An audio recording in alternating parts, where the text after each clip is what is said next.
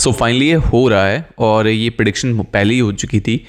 जब पंजाब इलेक्शन हो रहे थे तो कुमार विश्वास ने एक स्टेटमेंट दी थी कि केजरीवाल खालिस्तानियों का सपोर्ट ले रहे हैं और उनके कारण ये फ्रिंज एलिमेंट इसको ले डूबेंगे और पंजाब को बहुत ख़राब कर देंगे। तो वो फाइनली हो गया है और साथ ही साथ उनकी क्या स्टेटमेंट थी एक बार पूरी सुन लीजिए। जो कि सबको पता है, पंजाब में सबको पता है कि एक दिन तो मुझसे कहता है कि तू चिंता मत कर, या तो मैं एक स्वतंत्र सूबे का मुख्यमंत्री बनूंगा। और मैंने कहा ये अलगाववाद 2020 का रेफरेंडम आ रहा है, पूरी दुनिया फंडिंग कर रही है आईएसआई से लेके और बाकी अलगाववादी ग्रुप। तो कहता तो क्या हो गया, तो स्वतंत्र देश का पहला प्रधानमंत्री बनूंगा। मतलब जिस आदमी के थॉट में इतनी ज्यादा अलगाववाद को लेके वो हो कि किसी भी कीमत पे बस मुझे सरकार मिले। अभी क्या हुआ 26 जनवरी को गोल्डन टेम्पल के परिसर के अंदर खालिस्तान के झंडे लेके गए और वहां पे खालिस्तान जिंदाबाद के नारे लगाए गए। एक तरह से ये टारगेट था इंडिया के सॉवरेनिटी पर।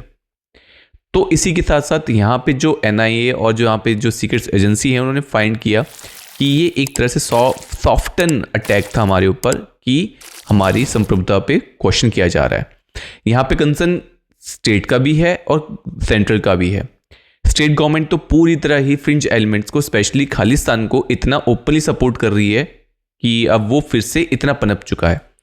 तो यहाँ पे केपीएस गिल जिन्होंने 1984 के जो खालिस्तानी मूवमेंट थी और जो टेररिज्म हुआ था उसको ख़त्म करने में बहुत बड़ा एक इंपॉर्टेंट रोल निभाया था, वो उन्होंने तक ने कह दिया कि जो आप पार्टी है ये खालिस्तानी को बहुत ज़्यादा सपोर्ट कर रही है और ये बहुत ज़्यादा हो चुका है। मैं अपनी बात करूं तो कुछ लास्ट ईयर ही मैं गोल्डन टेम्पल गया था और वहाँ पे भिंडरावालन के बहुत ज़्यादा फोटोज़ थे। हर दुकान में भिंडरावालन के फोटोज़ लगे हुए थे।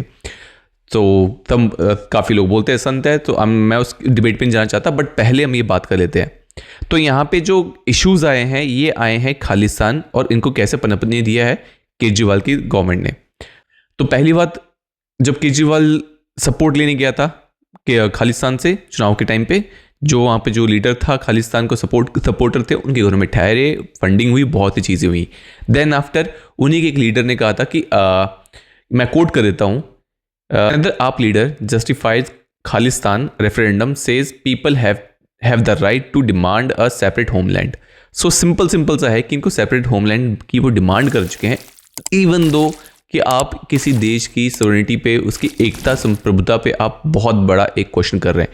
सो ये हमारी डेमोक्रेसी है और ये मोदी जो डिक्टेटर है ये कुछ कर नहीं पा रहा है इन चीज़ों के ऊपर।